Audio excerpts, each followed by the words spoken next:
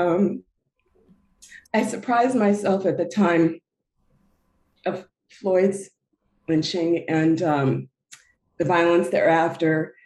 Um, it was kind of arising on the one hand, so much response and activity and protesting, but I will speak for myself alone, but I imagine there are other BIPOC folks who did get really triggered.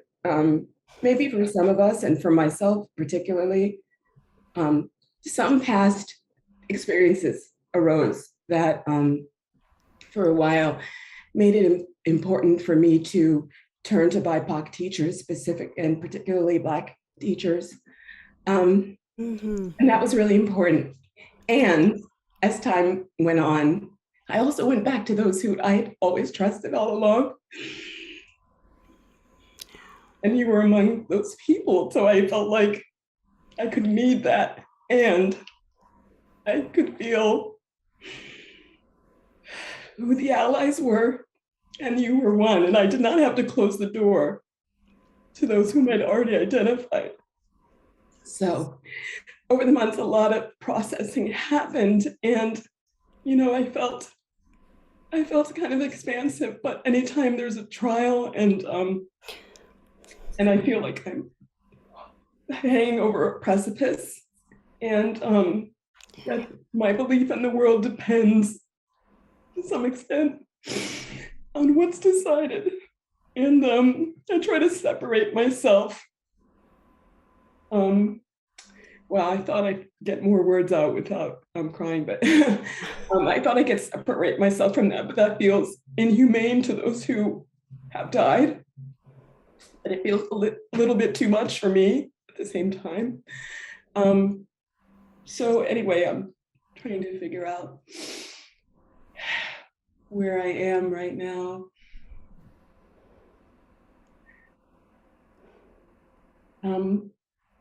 It was really important to me to just risk being a mess, which I checked that box, in order to really, really say what was true about this issue and how I'm experiencing it. And once again, I don't know what it's really like for other BIPOC folks or Black folks, but I think this sense of I'm on this path that I believe in. When I heard the teachings, I just knew it was true.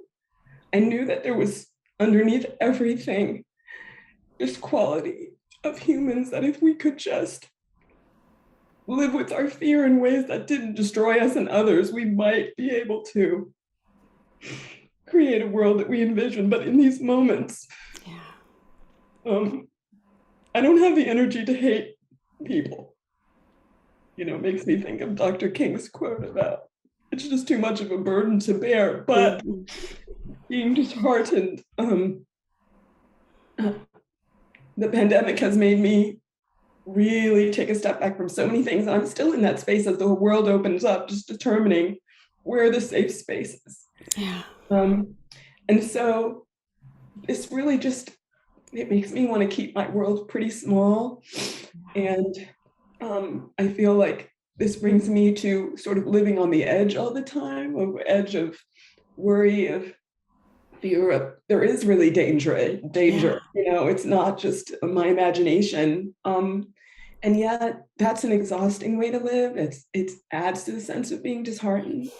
So I'm just trying to, I want to stay in my truth, because even when I talk to others who were like, who might say, I wasn't surprised, it's really angering and upsetting and everything. And, there's also a part of me that somehow still believes like it looks like hell, but underneath somewhere I still believe in something. And sometimes it seems extremely naive. And maybe I even, as a Black person, have experienced such a degree of privilege that I can have this kind of confidence. Anyway, so working with that and saying, well, at the same time, that's what a part of me feels is true. And I never abandon, even when I feel like I have to pull away from everything. So yeah, I guess what I'm hearing in myself is a lot of talking, a lot of arguing with myself. And, but it can be difficult to believe in that truth, because sometimes it feels like a naivete about what the world is really like and a turning away of the reality of the world. And yet it feels good to believe in something like that. Yeah. Yeah. Yeah. I think I'll stop there. Yeah. Wow. I'm taking it in here, and you might have felt like there were a lot of words, but what you're saying resonates so deeply. And I just want to honor that what I just heard was the truth of the trauma, because it's true. I mean, it's true that it is unsafe. I mean, we don't have to like walk around every moment saying around the corner, da da da da, but it is unsafe. And for BIPOC people, there are repeated examples of how come it is unsafe. And your nervous system's meant to register that because you're sensitive, you're not shutting it down. And there's still something more. And there's still something more. And something in your heart knows that to hold open to that possibility that there's some basic goodness that we can keep waking up to, like that lets us take the next step. So I really honor both. I honor both the realness of the anguish about each new round, and that you still are wanting to hold to something very deep that feels true. And so I think the question here is, how do you make space for both? I mean, how do you be real with what's coming up? Because, your whole system, of course, it's going to feel the re-traumatizing.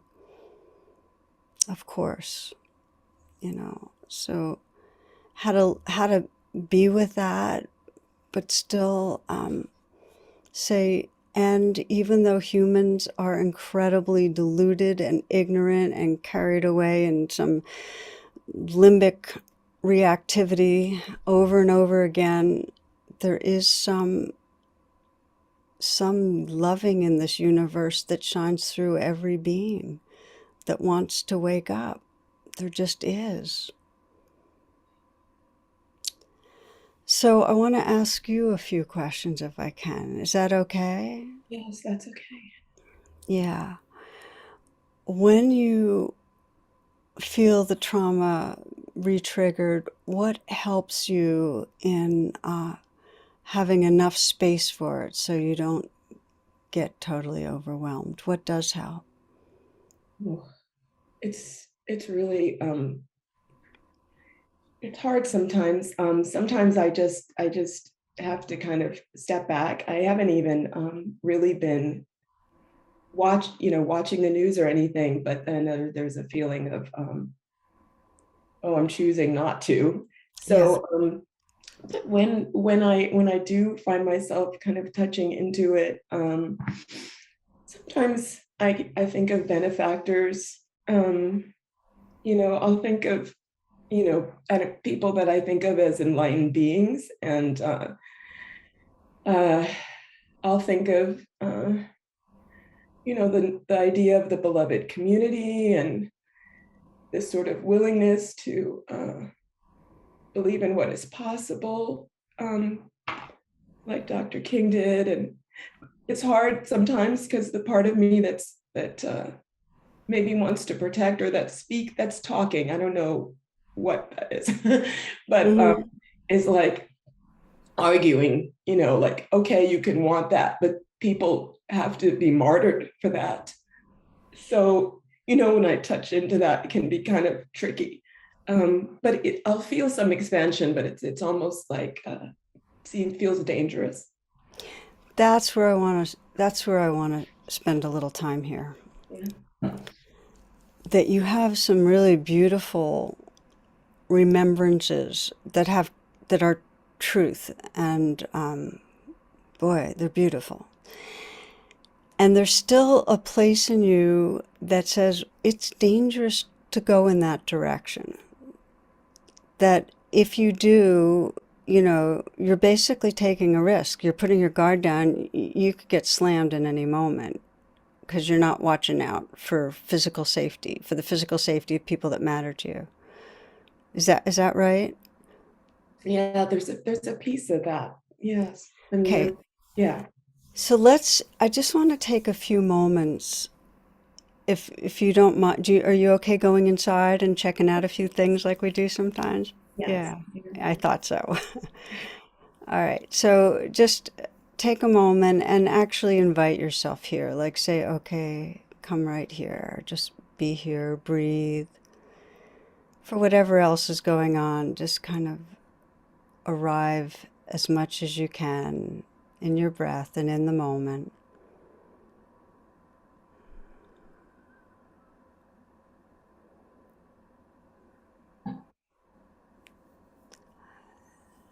And remind yourself of where you do find what I sometimes call refuge, whether it's the sense of the beloved community and that there really has been this willingness to look towards and to call on what's possible, really through history.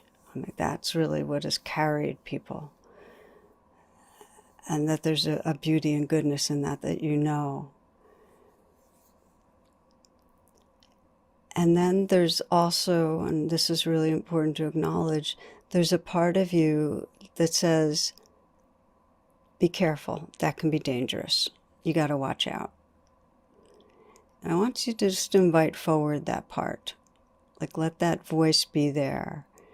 And you might even sense the tone of the voice or where it lives in you or whatever you notice about it. But say, okay, I'm making room for you right now. I'm listening.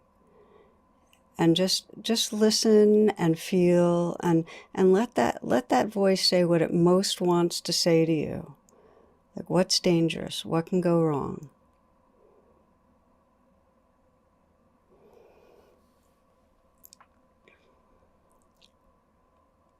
And you can keep your attention inside if it helps, but tell me what you notice. Like what's that voice saying and whose voice is it and where is it? Anything you can tell me.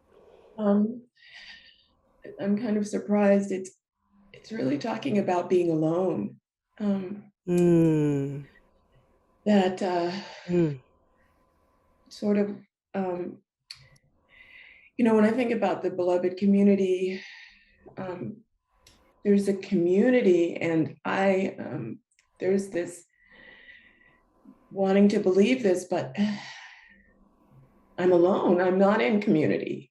It's just Mm. there's no one Mm. who's with me, to practice this with me, to be there when it gets scary. And it can't be done alone. I can't do this alone. Right. Right. So this is really important. And when you sense that, what does that make you want to, what's the prayer, the intention? What does that bring up for you? No, um, this may seem unrelated, but I got married a few years ago, and it was the first time as an adult that I felt bathed and surrounded in a community of care. Not just that people cared about me, but on that day they cared about one another, and they didn't necessarily know each other, but they were all bathing this love and caring. Mm. After that, I thought, I want that community in my life. I want to create a community like that. And Mm. I don't have that. And so when I have these ideas, these notions, I'm practicing alone, and um, feels like Mm-hmm. I'm the only one who's trying to. I mean, Yeah. yeah. So uh, yeah, she just feels really alone. It's too scary and too risky to do alone. Okay, so I'm hearing some real truth that that part of you that has been, saying it's don't you can't pay attention to that. It's all that idealistic goodness because there's something really that feels wrong and dangerous because you can't do it alone. That you really your refuge has to involve a sense of true belonging, like active, engaged belonging with other beings. Otherwise, it's just abstract ideas. Yes. Yeah. So when you sense that, do you have a feeling of how your life could change and evolve to be more in relationship?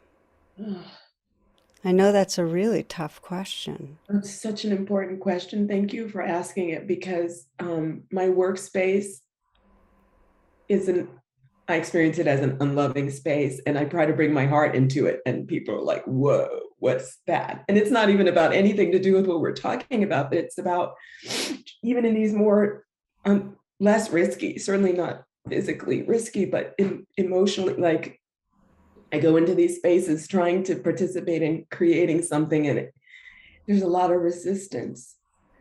So I am interested in creating that. And I think the most important thing that I actually am hearing, which is so interesting because it started with this like worldwide event that's happening. And then it comes down to this interpersonal interaction, like, Yeah, where can I bring my heart? yeah, And I get partially overwhelmed because I feel like I have to work on the whole structure of everything and intervene. And maybe this place of, I have to start with, how can I be in and create spaces where I can bring my heart. yeah. What I'm aware of is you're doing it right now. And that matters. That tells me you can. And I think you're completely on the right track right now. That this isn't about a change the world. It's about let the world touch you, feel the hurt of the world, but hold hands somewhere. Like one person, just hold hands. It can't do it alone. It's too much to hold alone. Mm. Yeah. So tell me how do you feel right this moment? What's it like? Well, it's interesting because it's sort of like I'm feeling validate. That part is feeling validation that, it's okay to care about this most of all. Like, I get a reflection back, like, you can't make an institution like this your heart-filled space. Like, it doesn't happen. But there's a kind of affirmation that if I've experienced it before, if I can be in spaces where that's valued, then I can commit myself to finding those spaces instead of saying, you're right, that's how it is. And I feel that that's a central value of mine that has felt like wishy-washy or too naive to give space to. And it feels very validating to say, that's an important value for me. And it's, I have to give space to that part that needs that. And so it's feeling, I mean, I don't have any solutions, but I'm realizing I don't so much need the solutions, but that part needed to be heard and needed to know that it That's mattered. that's exactly it. Because if you honor that part, you'll find your way. You will find your way because the spaces are there. It's a deep longing in a lot of us to have safe, loving spaces where we can be real. I'm really glad you named it. Bless you, my friend. Yeah. And I just want to say I can feel the warmth in this space. So I really appreciate being held by everyone. Thank you. And you are, you've got all these little messages coming through. You are in our hearts, and we're in yours. Yeah. Thank you.